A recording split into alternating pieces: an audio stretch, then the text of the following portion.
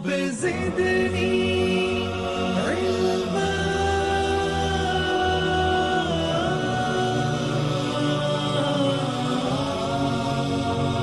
رب زدني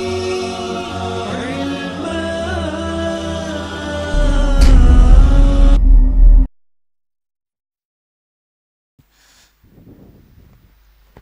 السلام علیکم ورحمۃ اللہ وبرکاتہ. الحمد للہ رب العالمین والصلاة والسلام علی رسولہ الامین والعاقبۃ للمتقین اما بعد فاعوذ باللہ من الشیطان الرجیم بسم اللہ الرحمن الرحیم. ان اللہ وملائکتہ یصلون علی النبی یا ایہا الذین آمنوا صلوا علیہ وسلموا تسلیما. اللہم صلی علی محمد وعلی آل محمد. تمام تعریفیں رب العالمین کے لیے لائق اور زیبا ہے، جس نے ہم انسانوں کی رشد اور ہدایت کے لیے مختلف دور میں مختلف انبیاء کرام کو مبعوث فرمایا. اور درود و سلام ہو ہمارے آخر نبی محمد مصطفیٰ احمد مجتبی صلی اللہ علیہ وسلم پر، جن کو رب العالمین نے ایک کار خیر کے لیے، ایک مشن عظیم کے لیے منتخب فرما لیا تھا، چن لیا تھا، جن کی زندگی کا مقصد لوگوں کو توحید کی دعوت دینا تھا،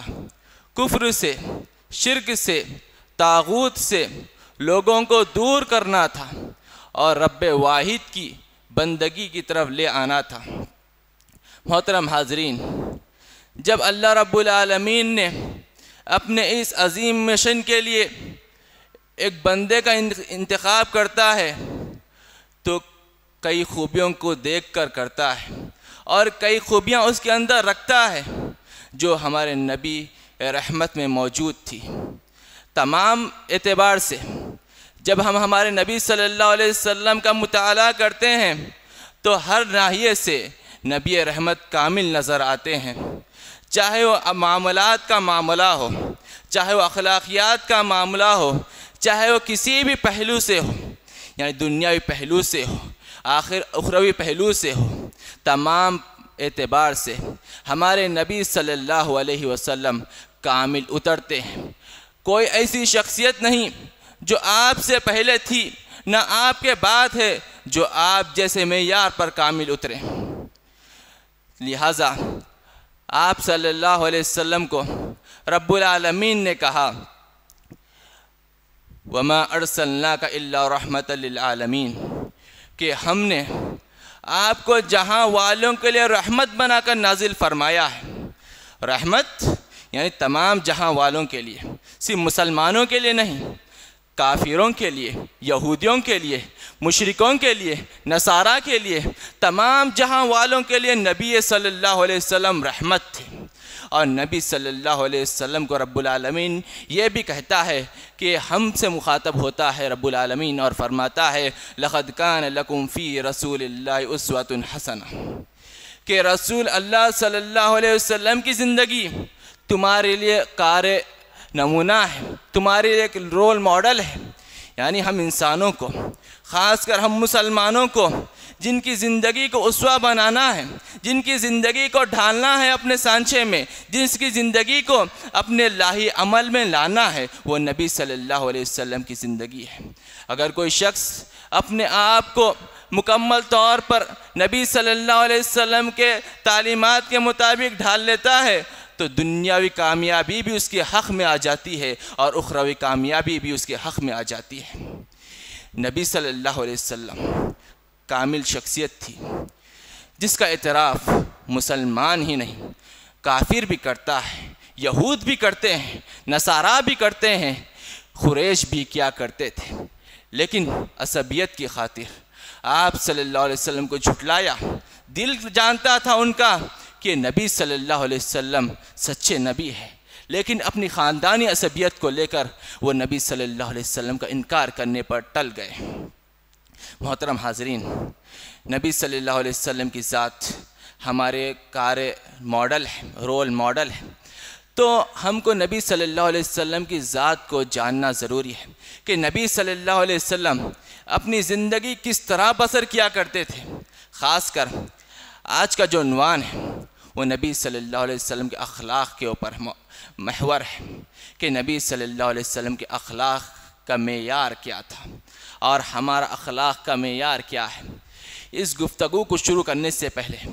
میں یہ کہہ دینا مناسب سمجھتا ہوں کہ باتیں بہت ہوتی ہیں، بہت ہم سنتے ہیں، بہت ہم جانتے ہیں، لیکن میدان عمل میں پیچھے رہتے ہیں۔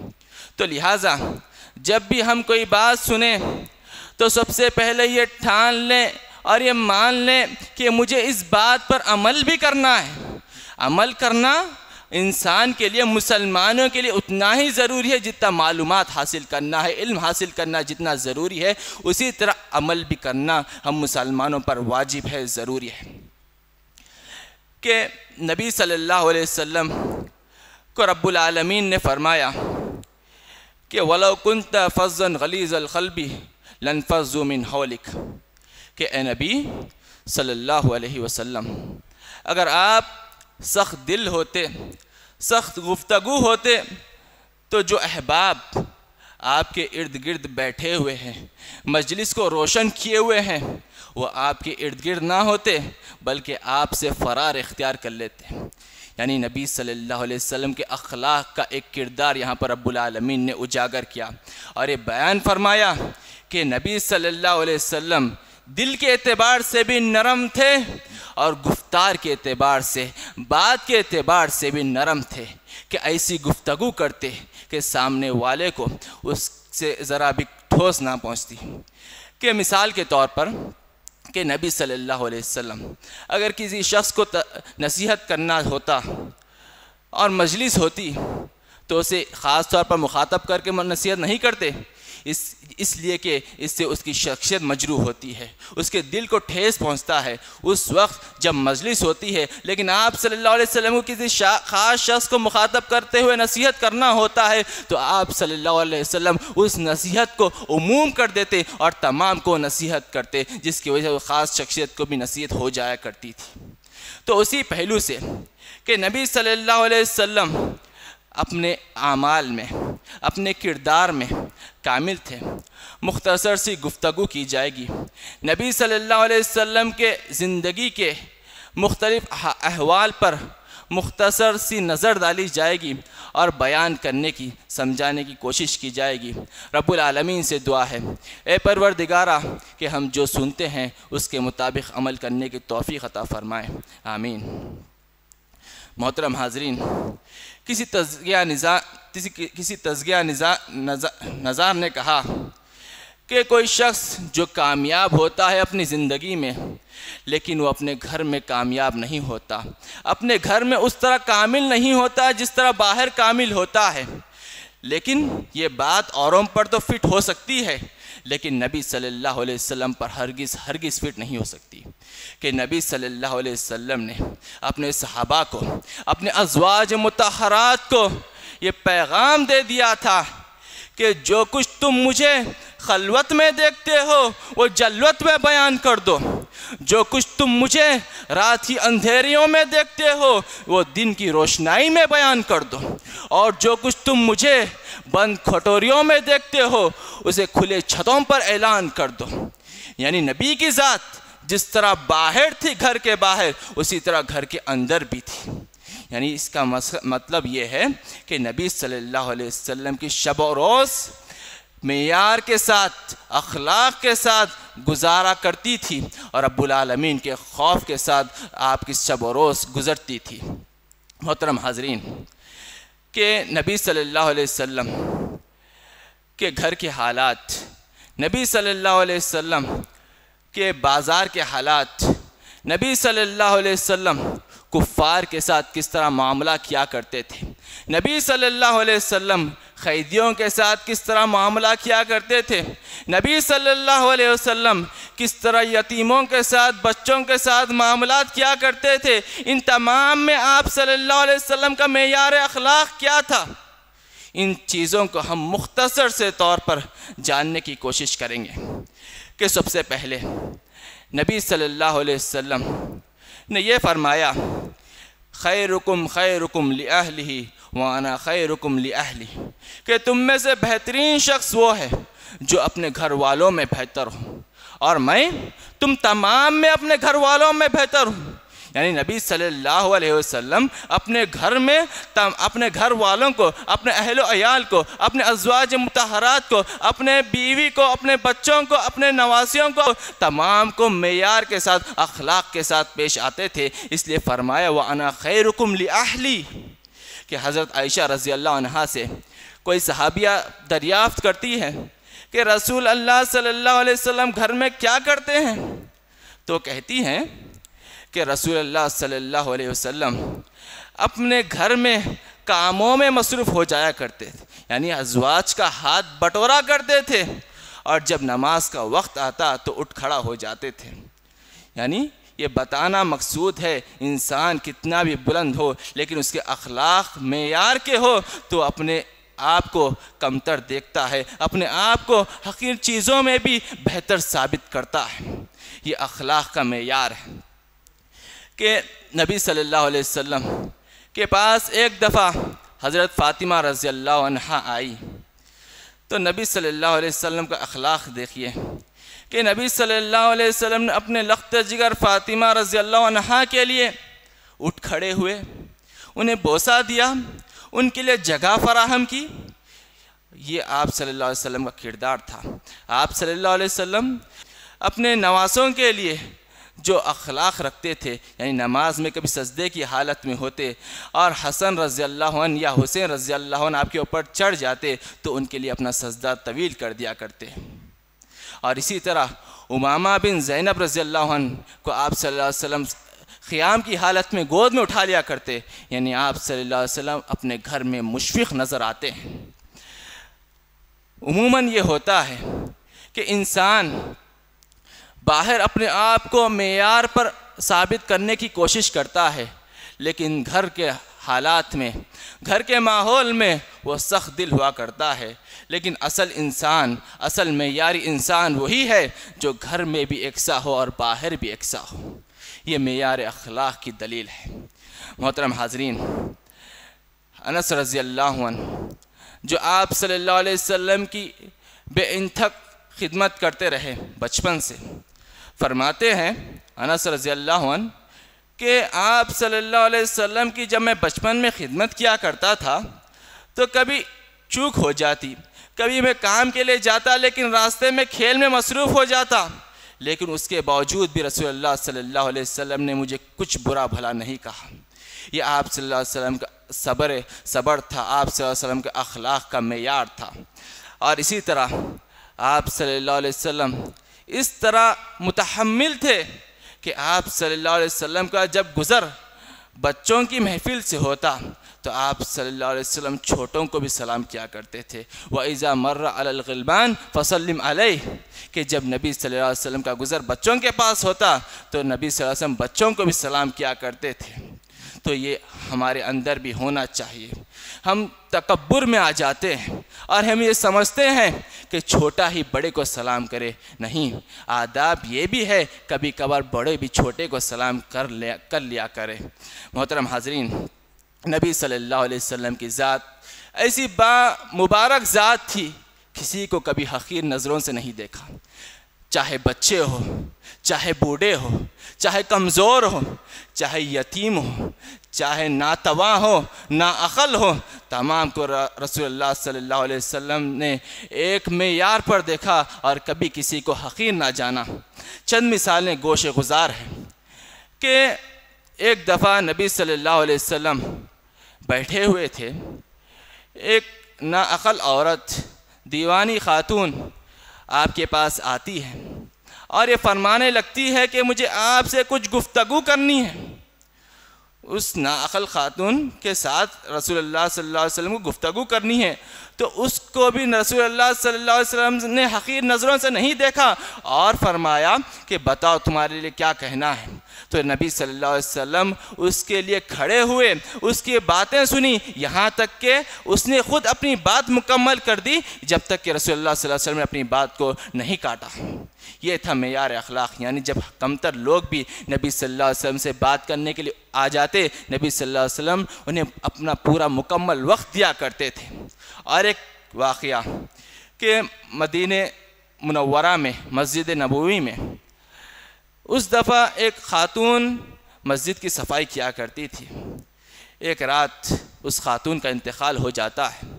تو صحابہ کرام یہ سمجھتے ہیں کہ اس خاتون کی وفات کی خبر نبی صلی اللہ علیہ وسلم کو دینی ضروری نہیں, خود ہی نماز جنازہ پڑھ لیتے ہیں, خود ہی تدفین کر لیتے ہیں. جب نبی دوسرے روز آتے ہیں اور دریافت کرتے ہیں اور اس خاتون کی کمی محسوس کرتے ہیں تو فرماتے ہیں کہ وہ خاتون کہاں, تو صحابہ ماجرا بیان کرتے ہیں. تو اس وقت نبی صلی اللہ علیہ وسلم اس صفائی کرنے والی خاتون کے خبر پر جاتے ہیں اور نماز جنازہ ادا کر آتے ہیں. یہ آپ صلی اللہ علیہ وسلم کے اخلاق اور معیار کردار کے نمونے ہیں. محترم حاضرین, نبی صلی اللہ علیہ وسلم یتیموں کے ساتھ, بیواؤں کے ساتھ مشفق تھے کہ فرمایا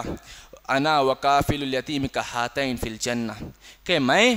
اور یتیم کی کفالت کرنے والا جنت میں ان دو انگلیوں کو بتا کر فرمایا اتنے قریب ہوں گے, یعنی میں اور یتیم کی کفالت کرنے والا شخص جنت میں اس طرح قریب ہوں گے.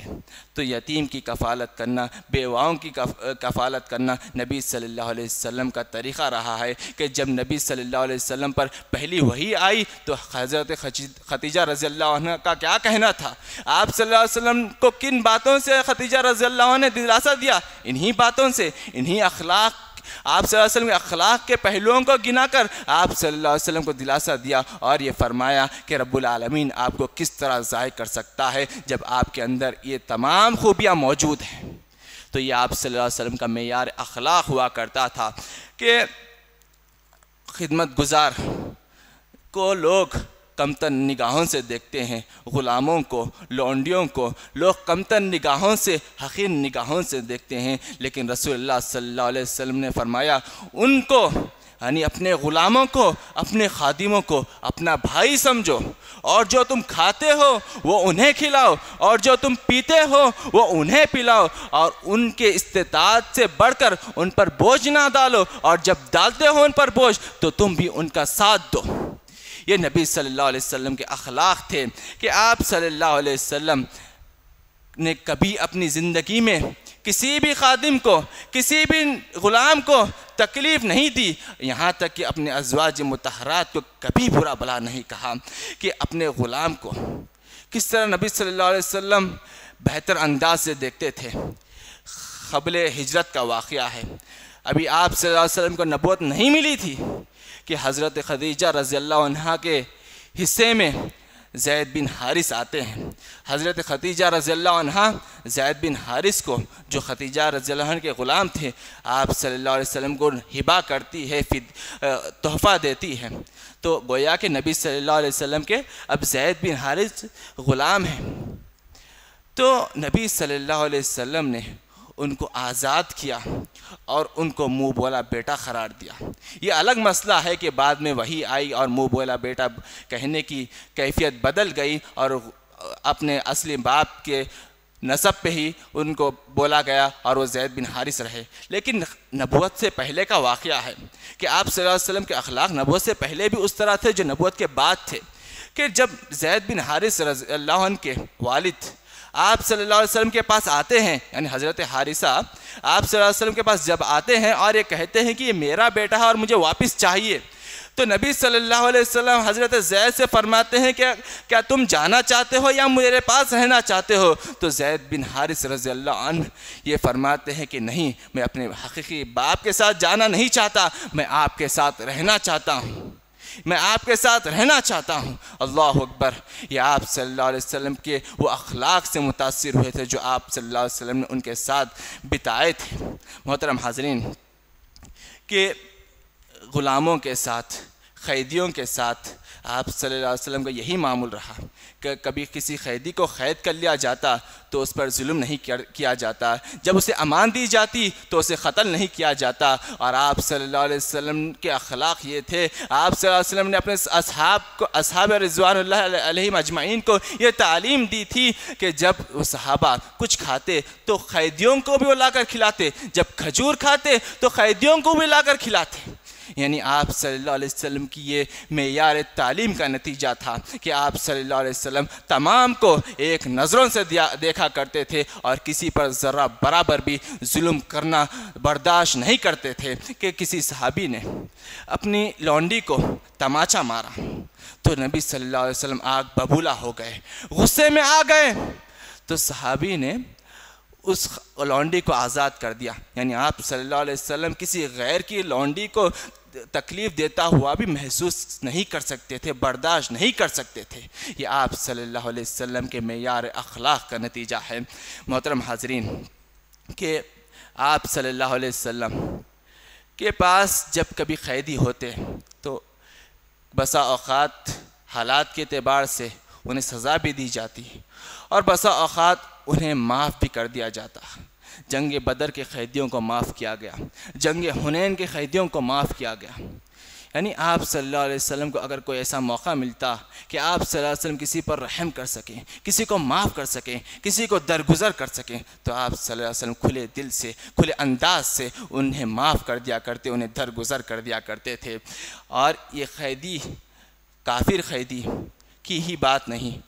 کافر دشمن کو بھی رسول اللہ صلی اللہ علیہ وسلم معاف کیا کرتے تھے۔ یعنی قیدی تو ہمارے قبضے میں ہوتا ہے، اس کے ساتھ ہم جو چاہیں کریں، لیکن جب کافر دشمن ہمیں اذیتیں دینے لگے، ہمیں تکالیف دینے لگے، تو اس وقت بھی رسول اللہ صلی اللہ علیہ وسلم کی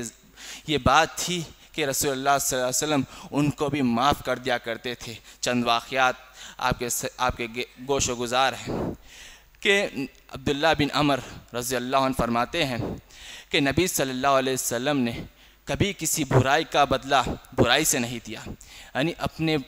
برے لوگوں کو، اپنے تکلیف دینے والوں کو بھی اچھائی کے ساتھ سلوک دیا، اپنے اخلاق کو پیش کیا۔ یہی نتیجہ تھا کہ آج اسلام اور اس دور میں اسلام اخلاق کے زور پر پھیلا۔ یہ کہتے ہیں کہ تلوار کے زور پر اسلام پھیلا، لیکن یہ بات غلط ہے۔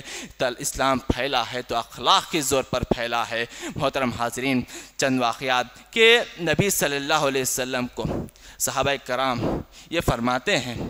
کہ کفار کے ظلم سے برداشت نہ کرتے ہوئے نبی صلی اللہ علیہ وسلم سے کفار یہ گزارش کرتے ہیں، اے نبی رحمت، اے نبی رحمت، ان کفار پر آپ بددعا کریں۔ تو نبی صلی اللہ علیہ وسلم اس وقت کہتے ہیں، انی لم ابس لعانا وانی بعثت اتمم الاخلاق، کہ میں کسی پر لعنت بھیجنے والا بنا کر نہیں بھیجا گیا، میں تو رحمت بنا کر بھیجا گیا ہوں، میں تو رحمت بنا کر بھیجا گیا ہوں۔ آپ صلی اللہ علیہ وسلم ان کے لیے دعا کرتے، یعنی کفار کے لیے جو آپ صلی اللہ علیہ وسلم اذیتیں دیتے، چوٹیں پہنچاتے، ان کے لیے آپ صلی اللہ علیہ وسلم رب العالمین سے دعا کرتے۔ کہ احد کا واقعہ ہے کہ آپ صلی اللہ علیہ وسلم کو جنگ احد میں سخت تکلیف پہنچی، آپ صلی اللہ علیہ وسلم کے چہرے سے لوح مبارک خون بہنے لگا، تو اس وقت بھی آپ صلی اللہ علیہ وسلم نے کہا، رب اغفر لی لقومی فإنہم لا یعلمون، اے رب العالمین میری قوم کو معاف کرنا، اس لیے کہ وہ مجھے نہیں جانتی تھی۔ یعنی آپ صلی اللہ علیہ وسلم کو تکلیف پہنچی، اس کے بعد بھی رسول اللہ صلی اللہ علیہ وسلم کے زبان سے دعائیں نکلتے ہیں، ان کے لیے مغفرت کے کلمات نکلتے ہیں۔ طائف کا واقعہ ہے، طائف کے اوباشوں نے رسول اللہ صلی اللہ علیہ وسلم کو مختلف اذیتوں سے، مختلف طریقوں سے تکالیف دی۔ آپ صلی اللہ علیہ وسلم کی جوتی، آپ صلی اللہ علیہ وسلم کی جوتی مبارک خون سے جم گئی تھی، اس وقت بھی نبی صلی اللہ علیہ وسلم نے انہیں معاف کیا۔ اس وقت اتنی تکالیف پہنچی، اتنی اذیت پہنچی کہ اللہ رب العالمین نے جبرائیل کو نبی صلی اللہ علیہ وسلم کے پاس بھیج دیا۔ جبرائیل علیہ السلام آ کر کہتے ہیں، اے رسول اللہ صلی اللہ علیہ وسلم، رب العالمین نے آپ کے لیے پہاڑوں کے فرشتوں کے بھی نازل کیا ہے، پہاڑ کا فرشتہ بھی موجود ہے، پہاڑ کا فرشتہ آتا ہے اور کہتا ہے اے نبی صلی اللہ علیہ وسلم، رب العالمین نے مجھے حکم دیا کہ اگر آپ کہہ دیں تو میں ان پر عذاب طاری کر دوں اور انہیں 2 پہاڑوں کے بیچ میں مسخ کر دوں۔ تو نبی صلی اللہ علیہ وسلم اس وقت یہ کہتے ہیں کہ مجھے یہ امید ہے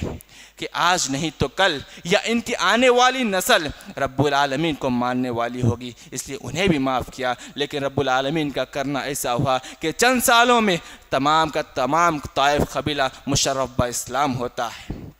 یہ نبی صلی اللہ علیہ وسلم کے اخلاق تھے۔ اور سب سے عظیم واقعہ فتح مکہ کا واقعہ ہے کہ نبی صلی اللہ علیہ وسلم کے اقتدار میں سب کچھ تھا، چاہے تو اپنے پہلے کے دشمنوں کو جو آپ صلی اللہ علیہ وسلم کو اور صحابہ کرام کو مختلف اذیتوں سے دوچار کیے، انہیں قتل کر سکتے تھے، انہیں سر انجام تک پہنچا سکتے تھے، لیکن اس وقت بھی نبی صلی اللہ علیہ وسلم نے انہیں معاف کیا، انہیں درگزر فرمایا۔ سعد بن عبادہ رضی اللہ عنہ کہتے ہیں کہ جب قافلہ مدینے سے مکہ روانہ ہوتا ہے فتح یاب ہونے کے لیے، سعد بن عبادہ رضی اللہ عنہ کہتے ہیں الیوم یوم الملحمہ، کہ آج کا دن خون بہانے کا دن ہے، آج کا دن بدلہ لینے کا دن ہے۔ لیکن نبی صلی اللہ علیہ وسلم نبی رحمت کہتے ہیں کہ نہیں، یہ بات غلط ہے، الیوم یوم المرحمہ، آج کا دن رحم کرنے کا دن ہے، آج کا دن درگزر کرنے کا دن ہے، آج کا دن کعبے کے اعزاز کو بلند کرنے کا دن ہے، یعنی آج کا دن کعبے پر غلاف چڑھانے کا دن ہے۔ یعنی آپ صلی اللہ علیہ وسلم نے فتح مکہ کے وقت تمام کو جن کو معاف کیا جا سکتا تھا معاف کیا۔ مثال کے طور پر اکرمہ بن ابی جہل جو آپ صلی اللہ علیہ وسلم کو اذیتیں پہنچانے میں سرغنہ تھا،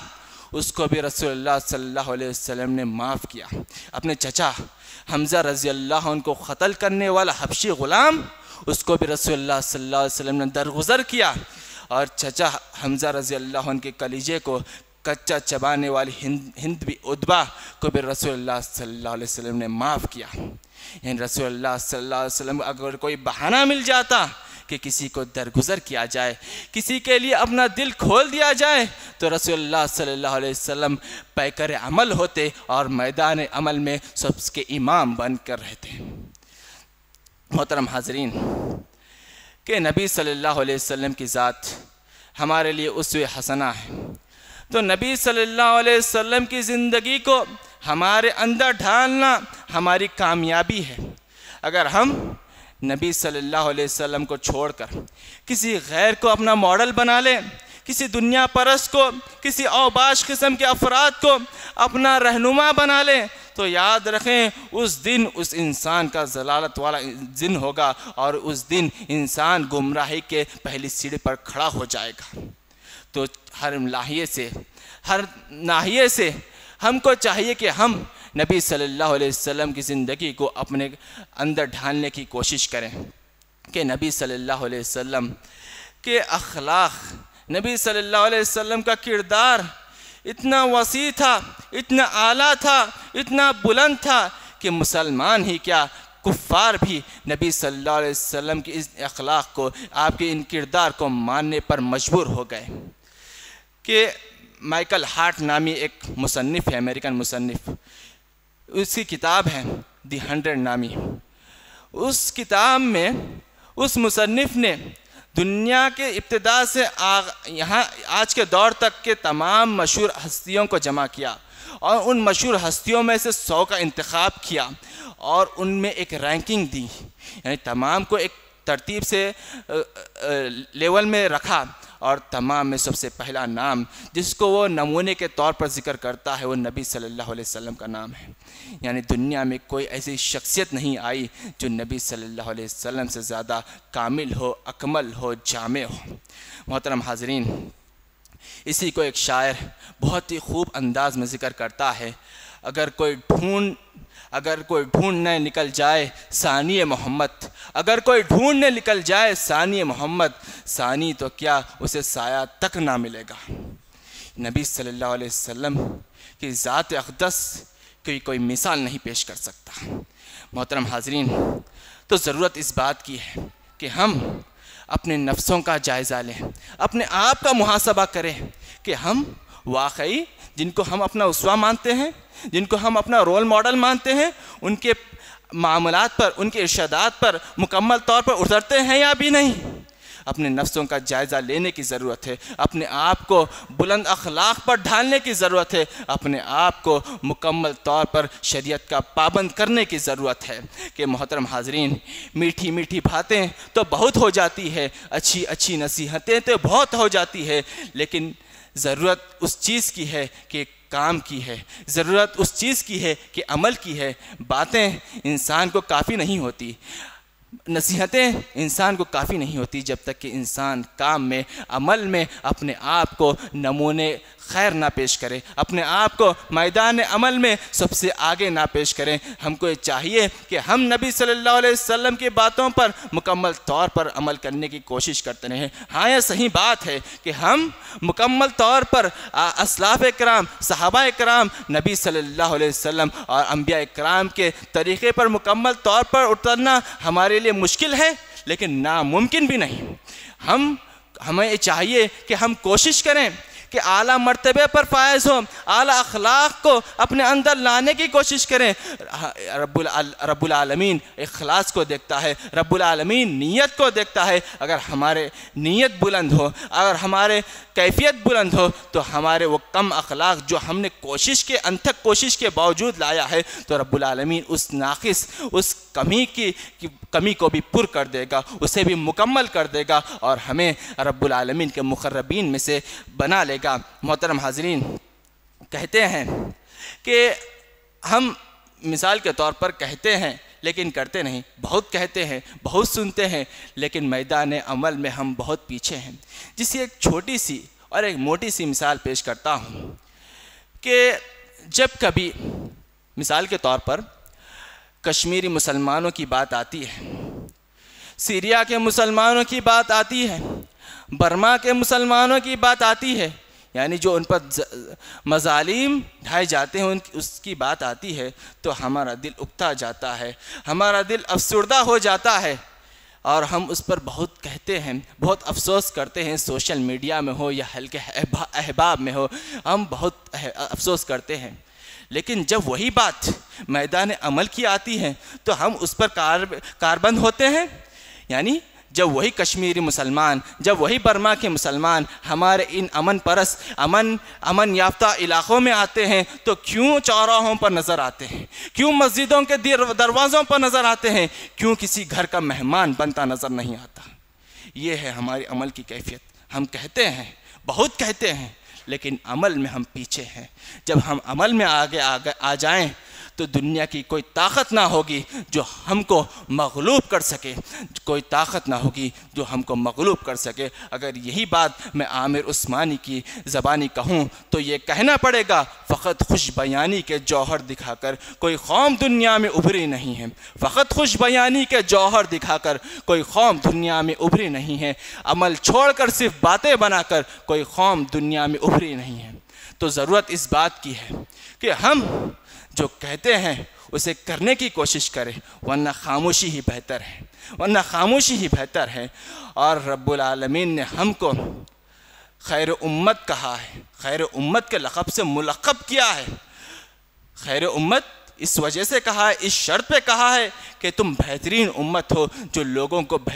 نیکی کی دعوت دیتی ہو اور برائی سے روکتی ہو۔ تو ہمارا یہ فریضہ ہے کہ جب کبھی ہم لوگوں میں برائی دیکھتے ہیں تو اسے روکیں، اور لوگوں میں ناعلمی دیکھتے ہیں تو انہیں علم بٹوریں اور انہیں علم نوازیں اور انہیں اپنی معلومات سے آراستہ کریں۔ یہ ہمارا فریضہ ہونا چاہیے۔ محترم حاضرین، کہنے کی باتیں بہت ہو سکتی ہے، چند باتیں جو آپ کے سامنے ذکر کی گئی، اس کے علاوہ بھی نبی صلی اللہ علیہ وسلم کی زندگی میں بہت سارے ایسے روشن پہلو ہیں جن کا ہم احاطہ نہیں کر سکتے۔ اگر احاطہ کرنے بیٹھ جائیں تو بہت وقت لگے گا، بہت عرصہ لگے گا کہ نبی صلی اللہ علیہ وسلم کی ذات اس طرح کامل تھی، اس طرح اکمل تھی، اس طرح جامع تھی، اس طرح مکمل طور پر شریعت پر کاربند اترنے والی ذات اقدس تھی۔ محترم حاضرین، کہنے کی باتیں اتنی ہی ہیں، جب بھی معاملہ اخلاق کا آتا ہے تو ہم پیچھے نظر آتے ہیں، لیکن ہمیں چاہیے کہ ہم اپنی طبیعت کے مغرور کو ختم کریں، اپنے دل کی کیفیتوں کو نرم کریں اور بڑوں کے ساتھ اور چھوٹوں کے ساتھ باادب طریقے سے پیش آئیں کہ نبی صلی اللہ علیہ وسلم نے فرمایا لیس منا من لم یؤخر کبیرنا ولم یرحم صغیرنا، کہ ہم میں سے وہ شخص نہیں جو اپنے بڑوں کی عزت نہ کرے اور اپنے چھوٹوں پر رحم نہ کرے، اپنے چھوٹوں پر شفقت نہ کرے۔ تو لہٰذا ضرورت اس بات کی ہے کہ ہم اپنے اخلاق پر مکمل طور پر اترنے کی کوشش کریں اور اپنے آپ کو مکمل طور پر نبی صلی اللہ علیہ وسلم کا پیرو ثابت کرنے کی کوشش کریں۔ انشاءاللہ تعالی فتح ہماری ہی ہوگی، فتح ہماری ہی ہوگی، غلبہ ہمارا ہی ہوگا۔ دنیا کی کوئی طاقت، کوئی سلطنت، کوئی حکومت ایسی نہیں ہوگی جو مسلمان جب اپنی اصلی حالت پر آ جائیں تو انہیں مغلوب کر سکے، انہیں ستا سکے، انہیں اپنے ظلم کے ڈھیر میں لا سکیں۔ یعنی ہمیں ضرورت اس بات کی ہے کہ ہم اپنی اصلیت پر آ جائیں کہ فرمایا کسی اسلاف نے کہ امت کی بہتر، امت کی کامیابی اسی وقت ہے کہ جب امت اپنے اسلاف کے قدموں پر چلے۔ یعنی اسلاف جس طرح اپنے آپ کی اپنی زندگی بسر کرتے تھے، اسی طرح ہم بھی یعنی امت کے آخری گروہ بھی اپنی زندگی کو اپنے اسلاف پر، اپنے صحابہ کی زندگی کے مطابق ڈھالیں گے تو انشاءاللہ تعالی ہماری زندگی بھی بہتر ثابت ہوگی، ہماری زندگی بھی بہتر انداز میں ثابت ہوگی اور ہم کامیاب یافتہ انسان ہوں گے، ہماری زندگی بھی سنورے گی، ہماری آخرت بھی سنورے گی۔ محترم حاضرین، کہ وقتی طور پر دنیا میں اللہ رب العالمین کسی کفار کو بھی غلبہ عطا کرتا ہے، لیکن آخر کار غلبہ مسلمانوں کا ہی ہونا ہے۔ یعنی وقتی طور پر مسلمانوں پر جو اذیتیں آتی ہیں وہ انہی کے کرتوتوں کے پاداش میں آتی ہیں۔ تو رب العالمین اس دور میں آزمانا چاہتا ہے، رب العالمین اس دور میں پرکھنا چاہتا ہے کہ رب العالمین کا بہتر بندہ کون ہے، اور جو نافرمان ہے ان پر رب العالمین کا یہ عذاب ہے، یہ فتنہ ہے۔ لیکن جب بھی مسلمان اپنے پروردگار کے باتوں پر، قول اللہ اور قول رسول پر اپنی زندگی کو مکمل طور پر ڈالنے کی کوشش کریں گے تو انشاءاللہ تعالی غلبہ ہمارا ہی ہوگا۔ اور کہ فرمایا رب العالمین نے لَأَغْلِبَنَّ أَنَا وَرُسُلِي إِنَّ اللَّهَ قَوِيٌّ عَزِيزٌ، کہ غالب ہوگی تو اللہ رب العالمین کی ذات ہوگی، نبی صلی اللہ علیہ وسلم کی ذات ہوگی۔ بے شک اللہ رب العالمین قوی ہے اور بلند و بالا ہے اور جو کہتا ہے اور وہ کرتا ہے۔ تو رب العالمین سے دعا ہے کہ اے پروردگارہ، ہم کو کہنے سے زیادہ، سننے سے زیادہ عمل کرنے والا موحد بنائے۔ اے رب العالمین، ہم کو دنیا میں آپ صلی اللہ علیہ وسلم کے اخلاق کو پیش کرنے والا بنائے۔ اے رب العالمین، ہم کو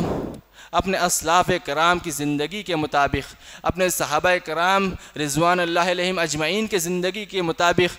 ڈھالنے والا بنائے، اپنی زندگی کو اسلام کے خاطر اپنی زندگی کو بسر کرنے والا بنائے۔ اور رب العالمین ہم کو جب تک زندہ رکھے اسلام کی حالت میں رکھے، کلمہ گو رکھے، اور جب ہمارا خاتمہ بھی ہو تو کلمہ توحید پر ہو۔ اور آمین۔ وآخر الدعوانا ان الحمدللہ رب العالمین وصلی اللہ علی نبینا محمد صلی اللہ علیہ وسلم۔ مزید علماء اور مقررین کے بیانات سننے کے لیے ہمارے YouTube چینل کو سبسکرائب کیجیے۔ جزاک اللہ۔